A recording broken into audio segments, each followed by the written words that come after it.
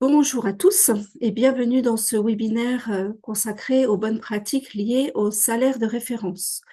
Il fait suite à une série débutée il y a quelques mois sur le bon remplissage des attestations de salaire. Nous avions commencé par le dernier jour de travail.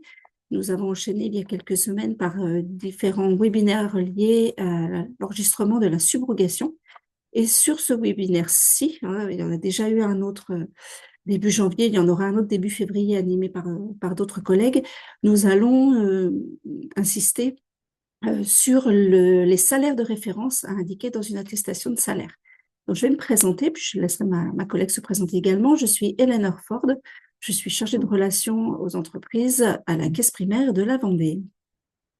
Et bonjour, je suis Charline Falvado et je suis également chargée de la relation aux entreprises à la CPM de la Vendée. Donc, nous allons pouvoir commencer.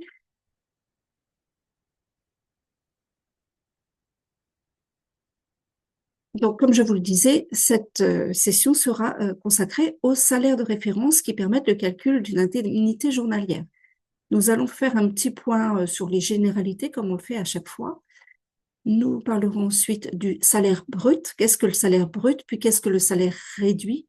Et enfin, le salaire rétabli. Ce sont des notions importantes à connaître lorsque l'on établit une attestation de salaire, que ce soit sur Net Entreprise, mais également en DSN, même si votre DSN remonte toute seule, on va dire, les éléments liés à la rémunération. Pour information, je préfère vous dire dès aujourd'hui que nous ne parlerons pas ou très peu de l'attestation de salaire spécifique liée à l'accident du travail ou à la maladie professionnelle parce qu'elle est particulière. Il y a des éléments de rémunération, notamment par rapport aux primes, qui sont très spécifiques à cette attestation-là. Et cette attestation donnera lieu à des webinaires dédiés au deuxième trimestre de cette année. Donc, vous serez informés, soit par invitation, soit en allant sur amélie.fr ou pour les entreprises de Vendée ici présentes sur le portail employeur, si vous le connaissez, on mettra les liens d'inscription vers ces webinaires-là également. Donc, ne soyez pas surpris, on ne parlera pas aujourd'hui de l'attestation de salaire en accident de travail. Nous parlerons en revanche de la perte de salaire en temps partiel thérapeutique et puis on fera un petit rappel sur les différentes modalités de contact vers nos services. Pour démarrer ce point sur les généralités, on va lancer un petit sondage pour savoir un petit peu où vous en êtes par rapport à cette thématique-là.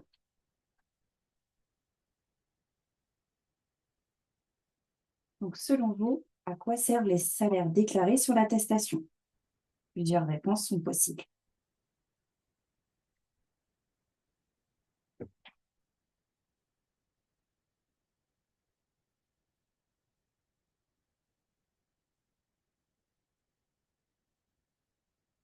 Ouais, les gens continuent toujours à participer, donc j'attends un petit peu avant de clôturer le sondage.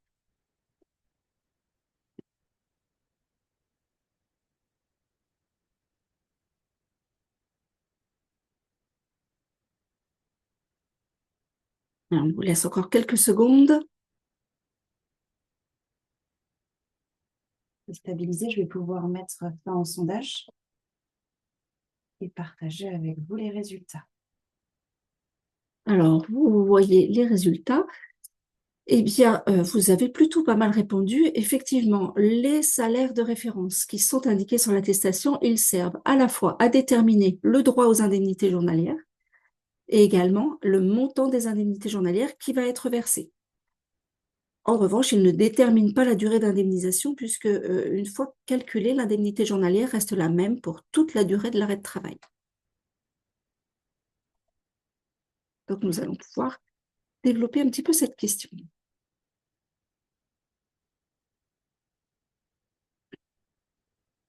On va passer. Allez.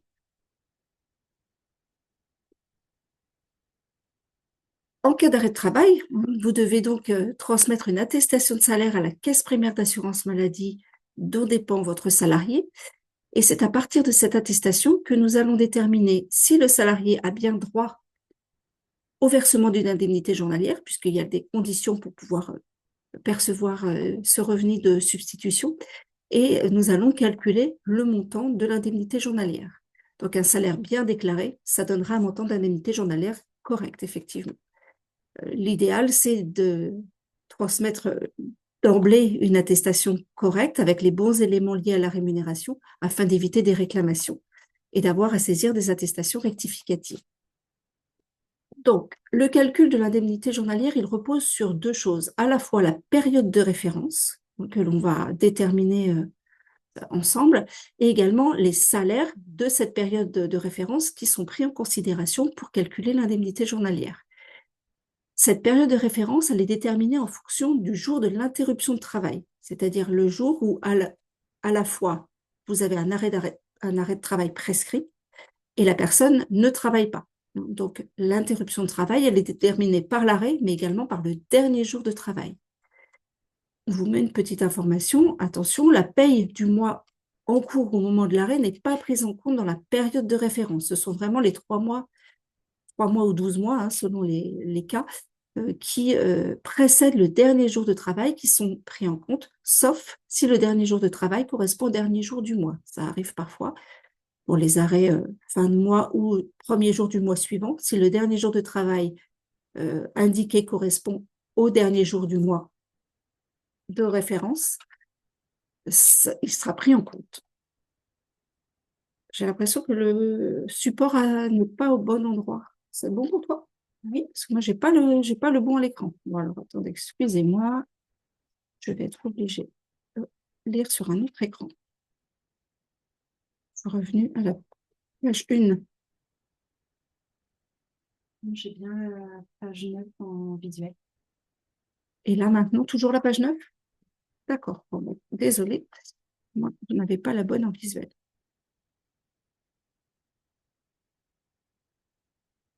Et là, c'est la 10.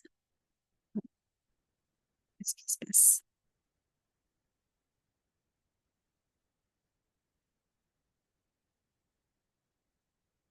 Je suis désolée, visiblement, c'est pas le bon.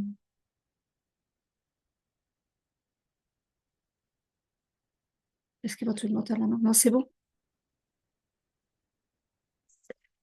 Excusez-moi, des petits soucis techniques, ça arrive de temps en temps. Donc, sur cette slide, vous avez un rappel concernant la période de référence selon les risques et selon que l'activité est régulière ou non pour le salarié.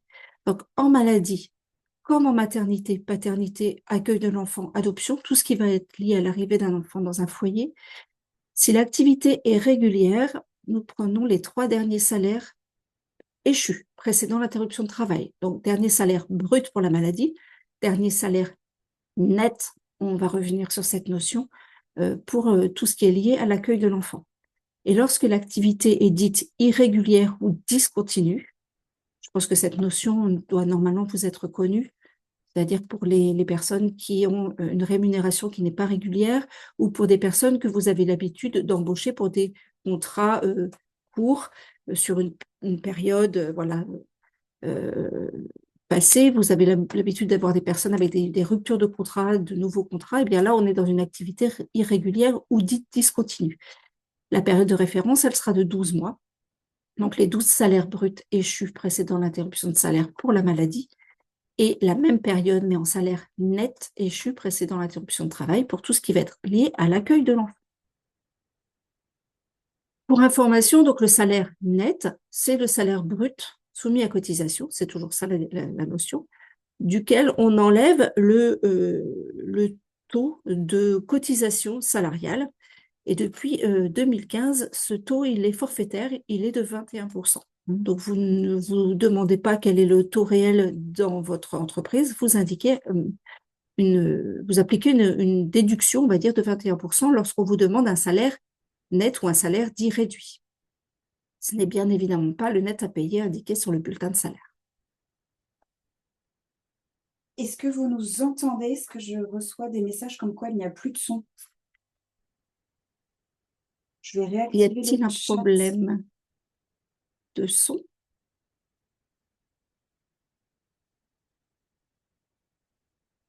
Est-ce que vous pouvez nous dire dans l'onglet chat si vous nous entendez bien? Est-ce que vous nous entendez? Visiblement, certaines personnes ont dit avoir des problèmes de son. Donc non, les messages que j'ai, c'est que ça, on nous entend bien, donc ça doit être une personne en particulier. D'accord. Je vais revenir vers lui. Merci.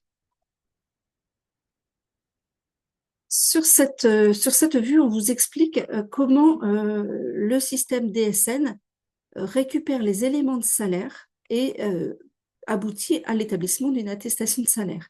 Donc, la DSN, le principe, hein, c'est de déclarer mensuellement tous les éléments de rémunération liés à l'instant T, hein, de votre salarié.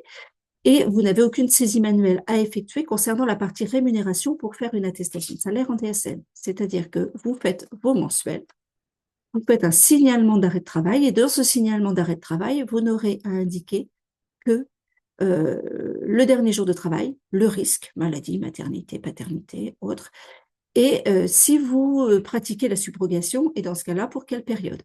Et on va dire la conjonction de ces deux éléments, l'ADSN mensuel ou les DSN mensuels de la période de référence, auquel s'ajoute le signalement d'arrêt de travail, et, donne une attestation de salaire qui va se reconstituer dans les bases de l'assurance maladie pour établir le calcul de l'indemnité journalière.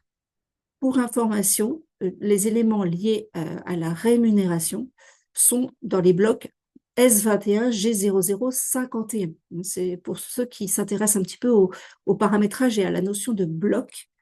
C'est le bloc S21 G0051 qui concerne les rémunérations, et tout ce qui va être prime ou autres éléments d'activité dans le bloc 52, 53 et 54 de vos mensuels. Et le signalement d'arrêt de travail, lui, il correspond au bloc S21 G0060, avec différents sous-rubriques, hein, qui correspondent au dernier jour de travail, à la subrogation, au risque, et tous ces éléments-là. Si vous ne faites pas encore vos attestations de salaire sur Net Entreprise, ça peut être le cas notamment des collectivités territoriales qui n'ont pas encore toutes commencé, ou si pour une raison ou pour une autre, vous n'avez pas la possibilité de façon exceptionnelle de faire votre attestation en DSN, ou si la caisse primaire vous demande d'établir une attestation rectificative sur Net Entreprise, il nous a paru important de continuer à vous indiquer comment on remplit une attestation de salaire sur Net Entreprise.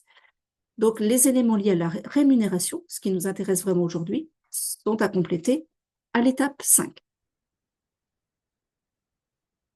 Donc, que vous soyez en DSN ou que vous fassiez votre attestation de salaire sur Net Entreprise, les règles vont être les mêmes concernant l'envoi de l'attestation.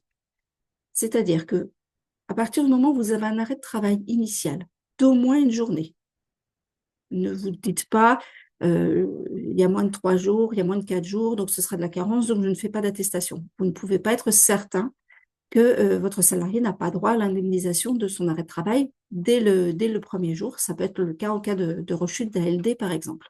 Donc, pour éviter de s'interroger, eh bien, vous vous dites, dès que j'ai un arrêt de travail initial, on ne parle pas de prolongation, je fais une attestation de salaire, quelle que soit la durée de la prescription. Donc, dès qu'il y a un arrêt de travail initial, également à chaque changement de risque. L'exemple le plus parlant, il est pour les futures mamans qui ont parfois une alternance de risque maladie, congé pathologique, maladie, maternité ou autre. Donc, il faut bien faire une nouvelle attestation à chaque changement de risque. Si les arrêts se suivent immédiatement, la date du dernier jour de travail sera la même, la période de référence sera la même, il convient quand même de faire une attestation à chaque fois. Et également pour chaque période en cas de fractionnement de congé paternité.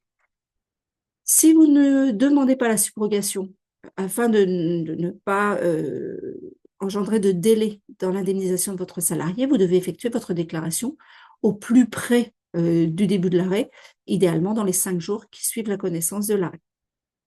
En revanche, si vous subrogez que vous maintenez le salaire, vous pouvez transmettre vos signalements d'arrêt de travail, soit au fil de l'eau, comme vous le feriez pour des arrêts non subrogés. Hein. Vous avez tout à fait la possibilité de le faire si dans votre organisation personnelle, c'est plus simple de le faire au fil de l'eau. Ou alors, vous pouvez attendre l'envoi de la DSN mensuelle du mois suivant, c'est-à-dire qu'au moment où vous avez clôturé vos payes, enregistré vos absences, vous envoyez votre mensuel, mais vous envoyez également tous vos signalements d'arrêt à ce moment-là. C'est tout à fait possible. Je vous disais juste avant que vous devez faire une attestation à chaque changement de risque. Donc, si votre salarié se retrouve en arrêt de travail avec un changement, maladie, puis maternité ou accident, pensez bien à le faire à chaque changement. Donc, dans les mêmes règles que ce que je vous disais juste avant, hein, selon vous subrogez ou pas, mais c'est important de le faire à chaque fois. Pensez bien à consulter également votre tableau de bord pour consulter les retours d'informations, pour savoir si votre signalement est bien parti, ainsi que les comptes rendus métiers qui vous sont envoyés par mail, parce que dans ce compte rendu métier, le technicien de la CPM va vous faire un retour. Soit c'est un retour très simple, hein, valide, indiquant qu'on a reçu les éléments et on va pouvoir payer, soit c'est un retour qui va vous demander des éléments complémentaires, voire une attestation rectificative si certains éléments nous paraissent incohérents. Donc c'est important vraiment de voir ces comptes rendus par mail. Et par définition, s'ils sont envoyés par mail, vérifiez régulièrement. C'est le début de l'année, c'est encore l'époque des bonnes résolutions. Vérifiez régulièrement que les coordonnées de votre compte net entreprise, les coordonnées particulièrement des déclarants, mais également de l'administrateur, sont toujours les bonnes. Sinon, faites les changements. Dans l'onglet Contact, hein, qu'on vous présentera à la fin, la slide, vous aurez le numéro de net entreprise auprès de qui vous faire aider pour la mise à jour de vos déclarants si besoin. Ça, c'était un petit rappel général sur la qualité de la base, parce que c'est important. En ce qui concerne l'attestation rectificative, elle peut être adressée à votre initiative si vous vous rendez compte que vous avez fait une erreur, mais elle doit être également faite si la CPAM vous le demande, soit en signalement annulé en place en DSN selon ce qui est à modifier. Si c'est une erreur de dernier jour de travail, par exemple, vous pouvez faire un annulaire en place. En revanche, si c'est une incohérence par rapport au salaire, l'annulaire en place ne pourra se faire qu'une fois que vous aurez corrigé les éléments de salaire. Donc, on vous invite plutôt à le faire sur Net Entreprise. Mais pour autant, quand même, à bien vérifier dans votre paramétrage ce qui doit être modifié dans votre onglet salaire cet agent ou ce salarié pour que les futurs arrêts soient bien indemnisés. Donc, à la fois faire l'attestation rectificative, mais également aller voir ce qui doit être modifié dans ce qui est renseigné dans la fiche du salarié.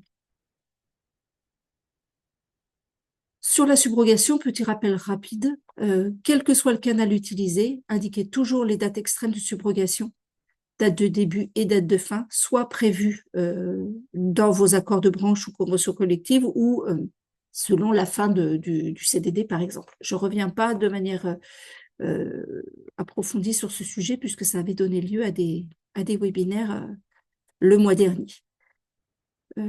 Petit rappel quand même, un RIB unique pour chaque SIRET, sinon on risque de bloquer le système. Pour entrer dans le vif du sujet, pas de questions générales, Charline, très bien. Pour entrer dans le vif du sujet sur les rémunérations. Qu'est-ce que le salaire brut? Le salaire brut, il sert de base pour le calcul des indemnités journalières maladie. Quand on parle du brut soumis à cotisation sociale, après éventuel abattement pour frais professionnels. C'est vraiment l'article du code qui vous l'indique, vous pouvez vous y référer, c'est l'article L242.1 du code de la sécurité sociale, n'hésitez pas à aller le voir si vous avez besoin. Et en fait, il reprend les éléments vous indiquant quels sont les salaires, les éléments de salaire qui entrent dans la composition du salaire brut. Donc, le salaire principal, les congés payés, les heures supplémentaires payées au cours du mois de référence, les éventuelles primes mensuelles versées avec le mois de référence ou les primes annuelles versées avec le mois de référence. Et quand on dit brut, on parle bien du brut soumis à cotisation. Celui que vous trouvez sur la ligne URSSAF, hein, de manière générale, du bulletin de salaire. On le voit clairement ici sur cette vue. Vous avez une ligne sécurité sociale, maladie, maternité, invalidité, décès. Et dans le petit tableau en bas à droite, on vous indique à quel endroit de l'étape 5 de Net Entreprise est à renseigner le salaire brut. Et vous voyez, la petite flèche violette vous indique bien de cocher brut, puisque on est dans cet exemple sur de l'indemnisation d'arrêt maladie. Pensez bien à valider à chaque bout de ligne pour passer la ligne verte en blanc. Mais maintenant, ça doit être connu de tous. Sinon, c'est pas pris en compte. Voilà pour ce qui est du salaire brut. Le salaire réduit, et une petite différence, ça va donner lieu à un deuxième sondage.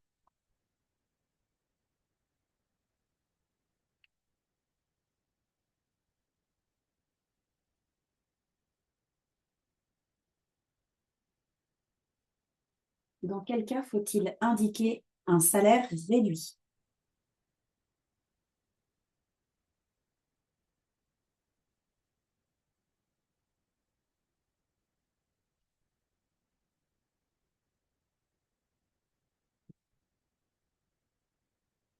Laisse encore un petit peu de temps, je vois que ça répond toujours.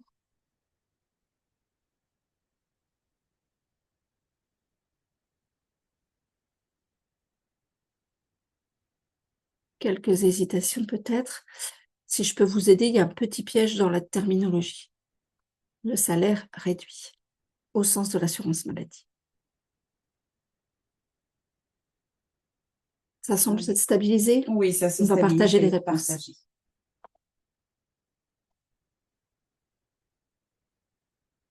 Donc, la grande majorité d'entre vous, vous avez répondu à la première question, enfin, vous avez choisi la première réponse plutôt uniquement avec le risque maternité, paternité, adoption. C'est vrai. Ce n'est pas le cas lors de la saisie d'une attestation pour accident de travail ou maladie professionnelle. En accident de travail, on vous demande d'indiquer le salaire brut, mais effectivement, on vous demande d'indiquer le taux de cotisation, c'est ce que je vous disais en préambule tout à l'heure, qui est désormais forfaitaire à 21%. Et la troisième réponse était un petit piège, parce que si le salarié a été absent sur la période de référence, c'est pas ça qu'on appelle un salaire réduit. Le salaire réduit au sens de l'assurance maladie, c'est le salaire duquel on enlève les 21% forfaitaires de cotisation pour le risque maternité. Donc, pour le salaire, pour l'absence lors du mois de la période de référence, on ne parle pas de salaire réduit. C'est un salaire, je ne connais même pas vraiment la terminologie, un salaire, c'est le salaire brut amputé d'une absence, mais c'est le salaire réel, on va dire.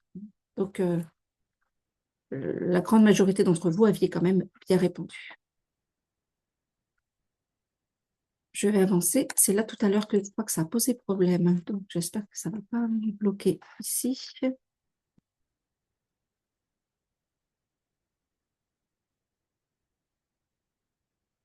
Est-ce que c'est Donc, le salaire dit réduit, il sert de base pour le calcul des indemnités journalières dans les cas suivants: congé maternité, adoption, paternité, accueil de l'enfant. Donc, on est comme tout à l'heure dans le cas général de l'accueil d'un enfant dans un foyer. Et le salaire réduit, il correspond au salaire brut soumis à cotisation, duquel vous allez enlever le montant des cotisations, qui est forfaitaire, comme je vous le disais, depuis 2015, donc 21%. Et c'est ce montant que vous avez calculé vous-même en prenant le brut du salaire moins 21% que vous allez indiquer toujours à l'étape 5, c'est la même étape que pour l'attestation de salaire en maladie, mais vous voyez la petite flèche violette là sur la vue de Net Entreprise qui vous indique bien de cocher réduit puisque l'on est en risque maternité, paternité, accueil de l'enfant.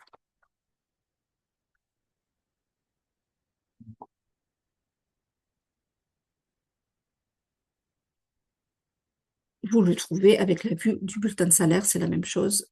Ce n'est pas le net à payer, vous voyez, c'est bien indiqué en bas. C'est le réduit qui est calculé à partir du brut indiqué. Donc, dans notre exemple, 2399 moins 21%, ça donne 1895,95. C'est ce montant qui est indiqué pour tout ce qui va être attestation liée à l'accueil d'un enfant. Y a-t-il des questions, Charline, sur cette thématique du salaire réduit?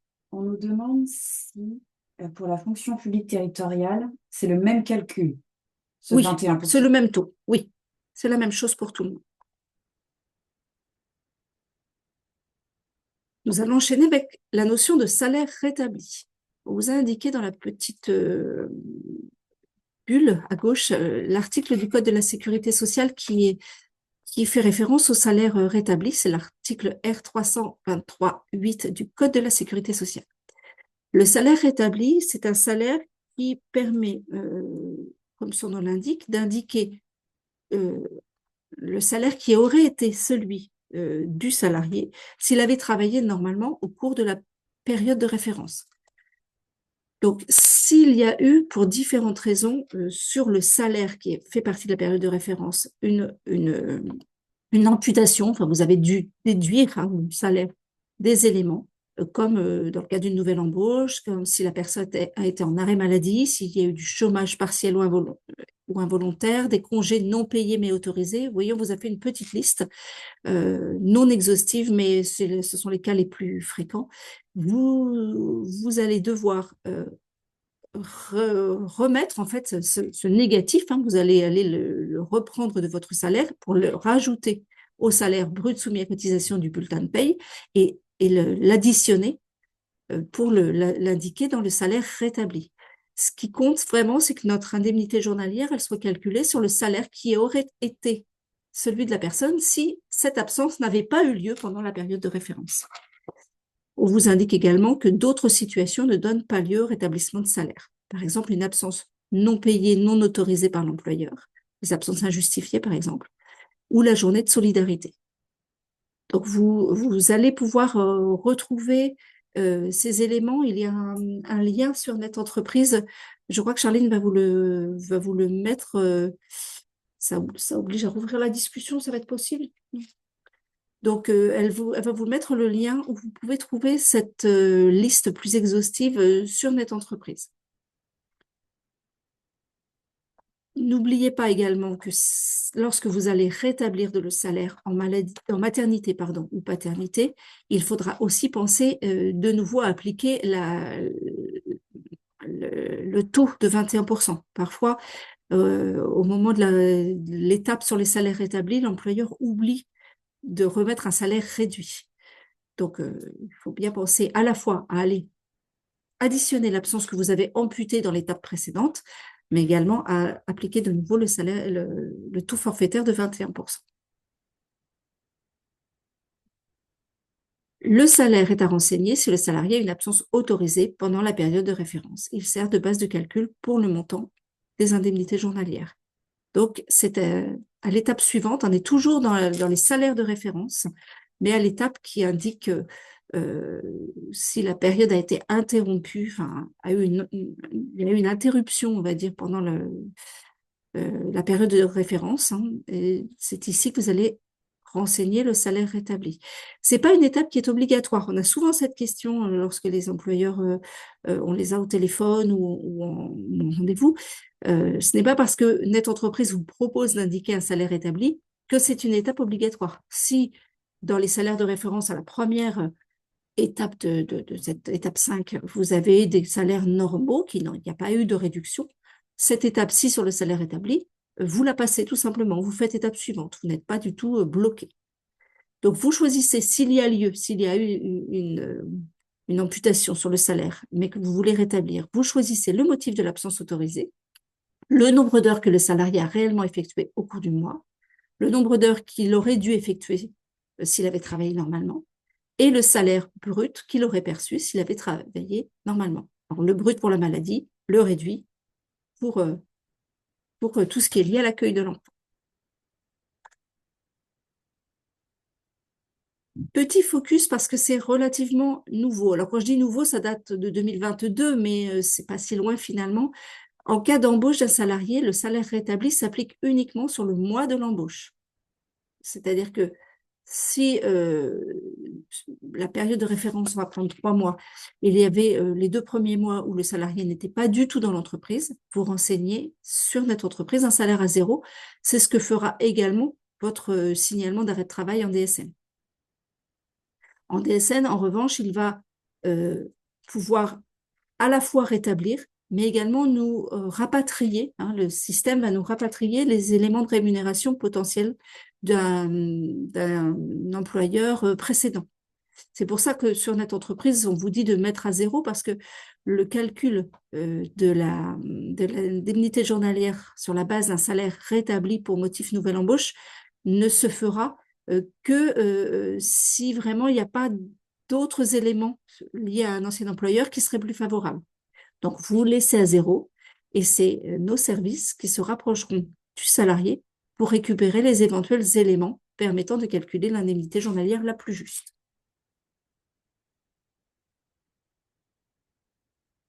Donc, en cas de nouvelle embauche sur la période de référence, vous saisissez le salaire à zéro pour le ou les mois qui précèdent le mois de l'embauche et en revanche, vous saisissez un salaire rétabli sur le mois de l'embauche. Cette vue, elle vous permet de voir comment ça se voit sur Net Entreprise, la saisie et comment ça se rematérialise côté CPAM avec l'attestation de salaire.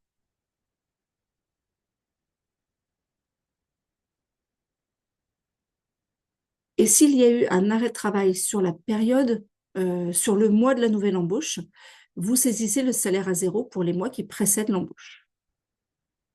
Nouvelle embauche dans l'exemple le 2 avril 2024, arrêt le 6 avril 2024. Si le salarié est en arrêt le mois de l'embauche, alors tous les salaires rétablis resteront à zéro. D'ailleurs, ils ne seront pas rétablis, ils seront à zéro. Sur ce cas-là, qui est peu fréquent mais qui arrive, il y a de fortes chances, si le salarié n'était pas du tout présent dans la période de référence, qu'il n'ait pas non plus l'ouverture de droit. Donc, c'était pas forcément prévu que je vous en parle ce matin, mais petite vigilance, si vous aviez prévu de demander la subrogation, il se peut qu'il n'y ait pas de droit à indemnisation. Donc, soyez-en conscients. Avant de passer au 5, oui, des questions. Oui, on a quelques questions. La première, c'est lorsqu'une collaboratrice passe en congé parental, donc de 35 heures à 28 heures avec un avenant de contrat. Oui. Elle est en arrêt maladie. Oui. Est-ce qu'on doit rétablir les salaires sur 35 heures ou sur la base du nouvel avenant à 28 heures? Mais l'avenant intervient L'avenant est valable pendant sur les 3 mois de Ah oui, référence. dans la période de référence. Les 3 mois sont déjà avec l'avenant. Ben non, s'il y a un congé parental, il y a un avenant au contrat de travail, vous mettez la base de 28 heures. Merci. Il y a une autre question. Les indemnités de repas, est-ce que c'est intégré au salaire rétabli? Non, parce que ils ne sont pas soumis à cotisation. Donc, ils ne sont pas dans le salaire établi, mais ils ne sont pas non plus dans le salaire brut du départ. Merci. Ah oui, on avait une question aussi là. Si nous devons rétablir des salaires à l'étape 4, on laisse les salaires non rétablis, mais à l'étape 5, on rétablit. Ou est-ce qu'il faut rétablir dès l'étape 4 et on précise juste à l'étape 5? Ah non, alors en fait, c'est même pas l'étape 4. Je pense que tout est dans l'étape 5, mais il y a l'étape 5, 1 sur 2, 1 sur 3, 2 sur 3, 3 sur 3. Donc, à l'étape 1 sur 3 de l'étape 5, on vous demande le salaire brut. Vous mettez vraiment le brut réel, c'est-à-dire amputé de l'absence. Et ensuite, l'étape 2, je me souviens plus ce que c'est. Et l'étape 3, qui est le rétablissement, vous allez indiquer bien le salaire complet, celui qui aurait été le sien si la personne avait travaillé normalement. J'ai un petit doute sur le 1, 2, 3, je vous avoue. En tout cas, au départ, le premier élément, vous mettez le brut qui correspond réellement à l'activité. Et ensuite, vous rétablissez en indiquant ce qui aurait été le salaire qui aurait été le sien si la personne avait travaillé normalement. J'espère que ça répond. Si jamais ce n'est pas le cas, demandez des précisions et on pourra éventuellement revenir vers vous dans un second temps. Et on va faire une dernière petite question pour Oui. qu'on puisse avancer. Le nombre d'heures complet, est-ce qu'il faut indiquer l'horaire mensuel ou l'horaire rétabli avec les heures supplémentaires? S'il y a des heures supplémentaires qui ont été réglées sur ce mois-là, vous pouvez les intégrer, oui. Ce qui compte, c'est que l'heure complète soit toujours plus important que l'heure réelle. On voit pas, parfois on a des heures, on a un salaire ou un montant d'heures rétabli qui est inférieur au montant d'heures en réel. Donc c'est pas cohérent. Mais oui, s'il y a eu des heures supplémentaires rémunérées, vous pouvez les indiquer. C'est bon pour cette thématique? Eh bien, écoutez, on va avancer avec la perte de salaire pour temps partiel thérapeutique. Par définition, l'indemnisation d'un temps partiel thérapeutique, c'est indemniser au salarié ou à l'employeur, si celui-ci fait le maintien de salaire, une perte de salaire subie par le fait que la personne ne travaille pas à temps plein pour motif médical. On vous a remis une petite vue parce qu'il est important, ça a changé il y a quelques mois, peut-être années maintenant, le temps passe vite, mais c'est relativement récent encore. Depuis le 1er janvier 2019, vous savez sans doute qu'un salarié peut être à temps partiel thérapeutique sans avoir l'obligation d'avoir un arrêt à temps complet avant. Donc, Net Entreprise a évolué, je pense que c'est en 2022 également, pour s'adapter à cette nouvelle situation, parce que malgré tout, même si un temps partiel thérapeutique est prescrit, on dit d'emblée, c'est-à-dire sans être précédé d'un arrêt à temps complet, l'assurance maladie aura toujours besoin, pour verser la perte de salaire due à l'absence pour temps partiel thérapeutique, de comparer cette perte de salaire avec l'indemnité journalière qui aurait été versée si la personne avait eu un arrêt à temps complet avant, puisque par définition, on ne peut pas verser, nous, assurance maladie en temps partiel thérapeutique, plus que ce que l'on verserait si la personne était en arrêt à temps complet. Donc, bien être vigilant quand on choisit le motif de l'attestation pour temps partiel thérapeutique, à choisir le bon motif. Si vous avez eu un arrêt à temps complet avant, vous choisissez attestation de salaire pour indemnisation du temps partiel pour motif thérapeutique, tout simplement. Mais si le temps partiel thérapeutique arrive d'emblée sans qu'il y ait eu d'arrêt à temps complet avant, vous choisissez attestation de salaire pour indemnisation du temps partiel thérapeutique sans arrêt initial. Et là, ne soyez pas surpris, on vous demandera à la fois de mettre la perte de salaire, mais également d'indiquer les 3 mois de rémunération qui précèdent ce temps partiel thérapeutique. Ces 3 mois, ils nous serviront juste à calculer l'indemnité journalière fictive, on ne va pas la payer, mais qui servira de comparaison par rapport à l'indemnité journalière temps partiel thérapeutique. J'espère que ce n'est pas trop compliqué pour vous, mais ça permet de bien comprendre pourquoi on vous demande ces éléments-là. Donc, le salaire habituel moins le salaire travaillé correspond à la perte de salaire. Ça, c'est assez simple. Et c'est ce qui est à indiquer sur l'attestation. Petite nuance aussi, pas nuance, mais petite précision. Vous voyez sur notre exemple, on a scindé l'attestation de salaire parce qu'il est important que vous nous fassiez part notamment des périodes de congés payés qui peuvent être positionnées pendant un temps partiel thérapeutique. Le temps partiel thérapeutique, même s'il est prescrit, on va prendre l'exemple du mois d'août, sur tout le mois, l'assurance maladie n'indemnise pas pendant les congés payés. Et donc, vous allez devoir découper. Ça, c'est assez nouveau aussi. Avant, on vous disait tout simplement de les intégrer en fait au salaire brut payé par l'employeur. Non, là maintenant, on vous demande bien de découper période par période. Donc, dans l'exemple du 1er au 9 mars, la personne était à temps partiel. Quelle est la perte de salaire subie? Du 10 mars au 16 mars ou 18 mars, je ne vois pas très bien. Elle était en congé payé. La perte de salaire, du coup, est à 0 puisque vous, employeur, vous payez intégralement les congés. Puis pour la fin du mois, du 19 mars au 31 mars, de nouveau, la personne était à temps partiel thérapeutique et vous indiquez la perte de salaire subie et on paiera pour chaque période ce qui est dû, c'est-à-dire rien pour les congés payés et, et la perte de salaire après l'avoir comparé à l'éventuelle indemnité journalière pour la première période et la troisième période. Si ce n'était pas des congés payés qui étaient venus interrompre, on va dire, ce temps partiel thérapeutique, mais un nouvel arrêt de travail, ça arrive parfois, on vous demanderait là de faire 2 lignes, du 1er au 9 mars, puis du 19 mars au 31 mars, mais également de faire une autre attestation de salaire pour nous permettre d'indemniser l'arrêt de travail qui interviendrait là au milieu de ce temps partiel thérapeutique. Est-ce qu'il y a des questions sur cette partie, Charline, s'il te plaît? La question qu'on a au niveau du temps partiel thérapeutique, c'est est-ce qu'il indemnise durant les RTT? Non, non, c'est de la récupération. Il n'y a pas d'indemnisation. C'est géré comme des congés payés. pas d'indemnisation de l'assurance maladie. C'est un temps intégralement dû par l'employeur. Pas d'autres questions, donc on va pouvoir avancer. On est arrivé à la fin de cette présentation qui s'est voulue euh, générale, mais j'espère. Est-ce qu'il y a d'autres questions? Non? Apparemment, il y a une autre question. Je suis en train de lire en même temps. D'accord.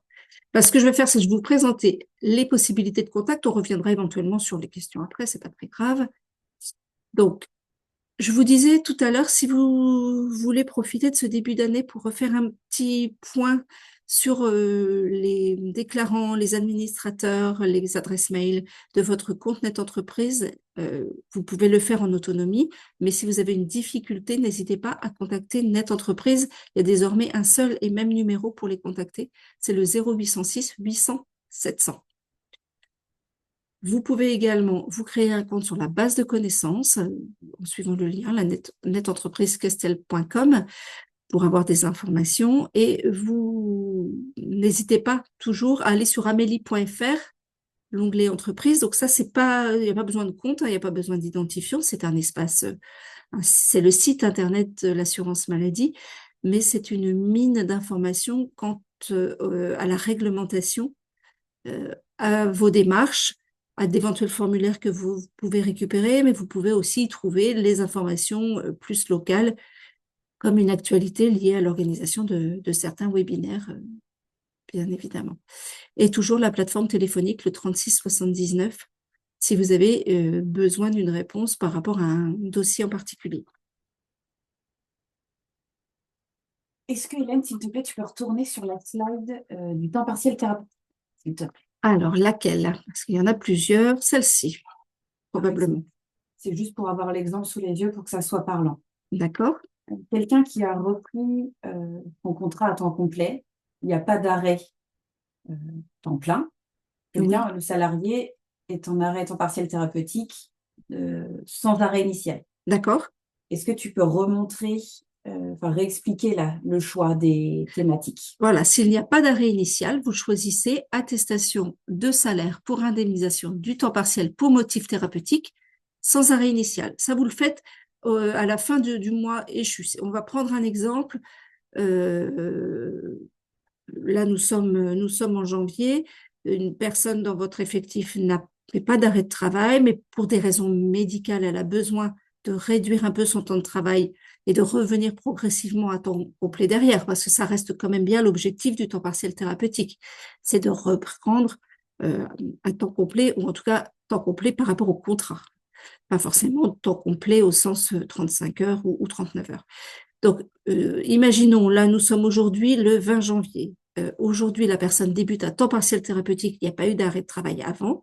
Eh bien, début février, vous ferez une attestation de salaire en choisissant ce motif, le dernier, l'attestation de salaire pour indemnisation du temps partiel pour motif thérapeutique sans arrêt initial. La période pour laquelle vous demanderez l'indemnisation du temps partiel thérapeutique sera du 20 au 31 janvier, avec un dernier jour de travail, du coup, la veille, le 19 janvier. Mais le Net Entreprise vous demandera, puisque vous aurez mis 19 janvier, d'indiquer quels sont les salaires de référence, comme pour un arrêt à temps complet, d'octobre, novembre et décembre 2024. Et ces éléments-là que vous allez nous indiquer, ils nous serviront à calculer une indemnité journalière que certes on ne verse pas, mais qui, imaginons que cette indemnité soit à 35 euros par exemple, si la perte de salaire subie du 20 au 31 janvier est de 37 euros, l'absence que vous avez indiquée, le montant correspond à 37 euros journaliers, eh bien, le système le comparera à cette indemnité journalière dite fictive que l'on a calculée grâce aux 3 mois que vous aurez indiqué, 35 euros, et on paiera 35 euros.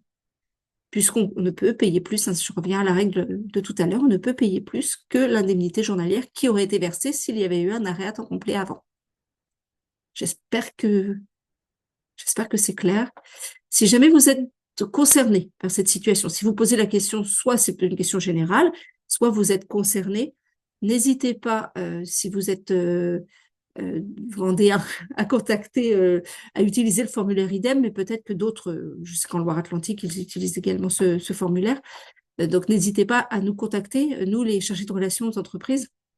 par le formulaire en disant, voilà, j'ai un petit besoin d'accompagnement à la saisie. On vous rappellera et on le fera en ligne avec vous. Et c'est vrai pour les autres situations que l'on a décrites ce matin, hein. C'est pas uniquement lié au temps partiel thérapeutique, bien sûr. On a une autre question et je vais me permettre de répondre. La question, c'est est-il nécessaire de faire l'attestation temps partiel thérapeutique sur Net Entreprise ou est-ce que la DSN suffit? À ce jour, les attestations temps partiel thérapeutique ne se font uniquement sur Net Entreprise. La DSN ne se transmet pas pour ce motif-là. Le Vous renseignez, signalement, voilà. Il n'y a pas de, il y a pas de signalement, il n'y a pas d'attestation reconstituée, effectivement. Par contre, bien sûr, l'absence temps partiel thérapeutique, vous la rentrez bien dans votre logiciel, hein, dans la gestion de votre paye classique. Et donc, dans la DSN mensuelle, les blocs correspondants seront alimentés, mais à ce jour, ça ne génère pas d'attestation, effectivement, vers nos services. Il faut toujours les faire sur Net Entreprise.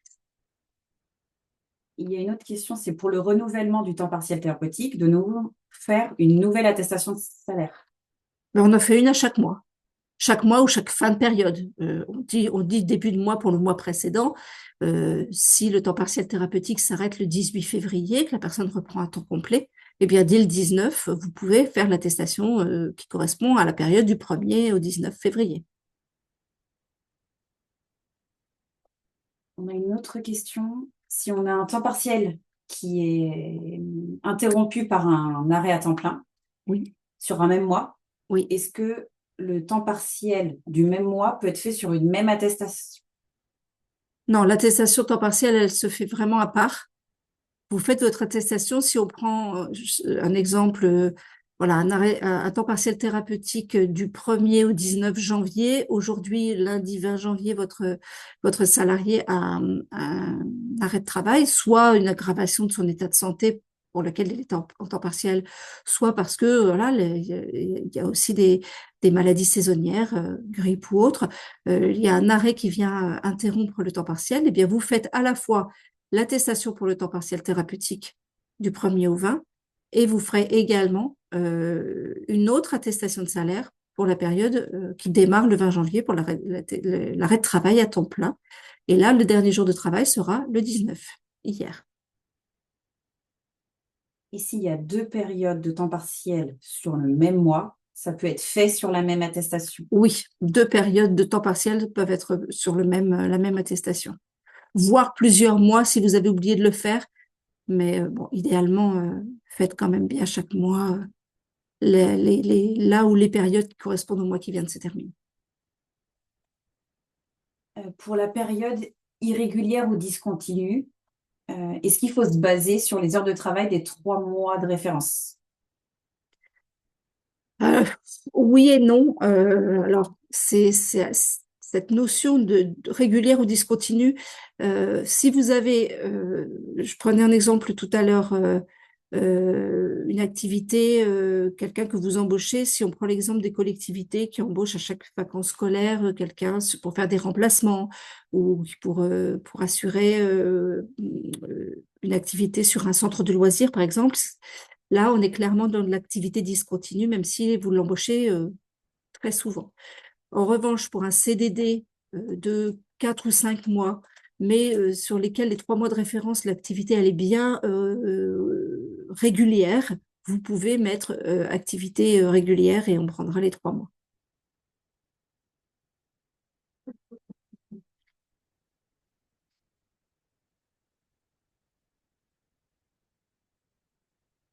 On est en train de chercher d'autres questions dans Disons qu'il y en a beaucoup qui se ressemblent, donc je voudrais faire une réponse, une synthèse question synthétique. synthétique. Oui.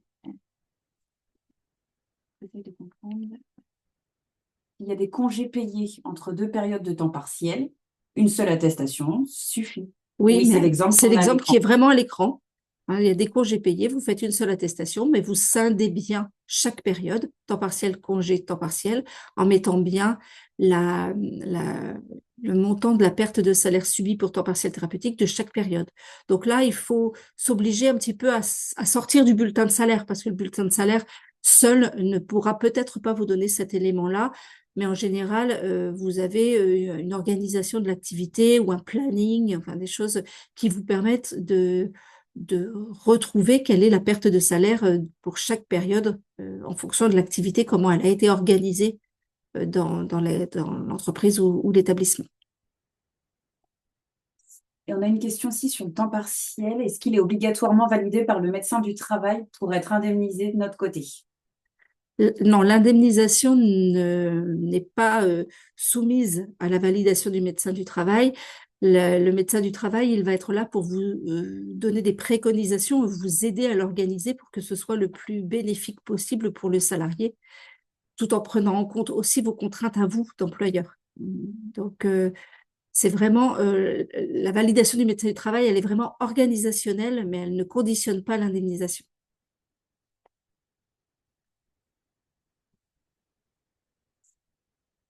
Il y a des questions, mais elles ne sont pas d'ordre général. Donc, on va peut-être éviter d'entrer dans des questions qui sont trop spécifiques. Si elles ne sont pas trop nombreuses, on essaiera de revenir vers vous ultérieurement. J'ai deux questions en fait qui sont plutôt d'ordre général. L'espace Amélie Entreprise, Oui, est-ce qu'il est également valable pour la fonction publique territoriale? normalement, oui, en tout cas pour ce qui concerne la réglementation qui s'applique à vos agents qui dépendent du régime général. Pour ce qui serait des spécificités liées aux fonctionnaires non pris en charge par l'assurance maladie, je ne pense pas, hormis peut-être des choses vraiment liées à, par exemple, la réforme du congé paternité. Oui, sur les jours, le nombre de jours, le fractionnement, ça va s'appliquer à tout le monde. Après, comment vous l'indemnisez derrière, ce sera spécifique et pas forcément décrit dans Amélie. Et l'autre question, c'était comment est calculé l'IJ en temps partiel thérapeutique? Est-ce que c'est comme l'IJ maladie? Bah, en temps partiel thérapeutique, si on prend l'exemple qui est encore à l'écran, pour la période du 1er au 9 mars, vous indiquez une perte de salaire de 300 euros. Eh bien, on va diviser 300 euros par 9 jours et ça fait le montant que l'on est censé vous verser une fois qu'on l'aura comparé à l'indemnité journalière qui aurait été versée s'il y avait eu un arrêt à temps complet. Donc, c'est la perte de salaire divisée par le nombre de jours indiqués sur la période et comparé à l'indemnité journalière à arrêt à temps plein. Je pense qu'on a fait le tour.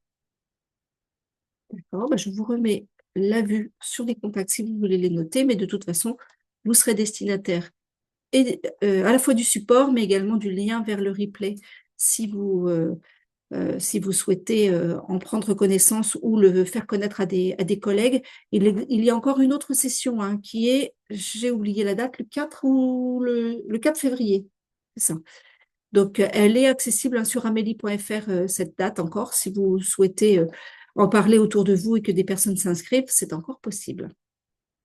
Donc, merci à tous pour cette participation. Nous espérons qu'elle a répondu à un maximum de vos questions et nous vous disons à très bientôt.